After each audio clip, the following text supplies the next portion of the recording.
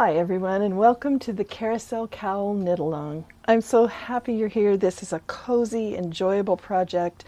Great for those of you who have never tried color work before. It's a perfect first-time color work project, and we're just going to walk you through the really easy steps to getting started. But before we do that, let's take a quick look at the two sizes so that you can choose which one you want to knit. So there's a tall one that has a smaller circumference, and there's a wide one with a wider circumference. So the measurements are here. The tall one, the tall, thinner one is on the left, and the wider, shorter one is on the right. So wider, shorter, taller and narrower. So you just make your choice, and then throughout the pattern you'll see cast on 141 if you're knitting the tall, thinner one, or 169 if you're knitting the wide one. So I'm knitting the wide one, so I'm going to knit everything in the parentheses. So once you've chosen your size, we're ready to get started on the knitting. And it's very simple. Cast on your desired stitches.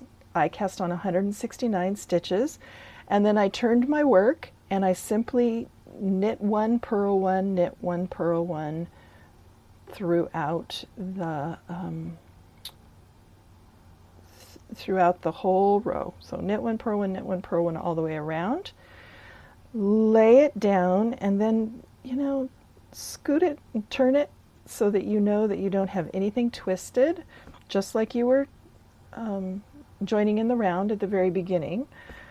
And then so you have one stitch left. I knit here and I purled here, and now I have one stitch left, and it says to place a marker for the beginning of the round, and now this last stitch and this first stitch get knitted together, and magic, we have it joined in the round, and we're ready to finish knitting our ribbing rows.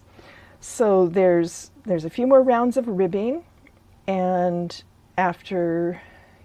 also a change to the larger needle, a couple rounds of knitting, change to a larger needle, and then rib for a few more, and then we knit two together on the last stitch, and then we're ready to begin our color work. So this is just to get you started, get you going with the setup, and then I'm going to do another video on the color work and how to hold your yarn and make sure that you don't get the color work, the floats pulled too tightly. It's really wonderful, and you're going to love knitting this project, and it's cashmere. So how bad is that? Anyway, have a wonderful time, and we'll see you in the next video.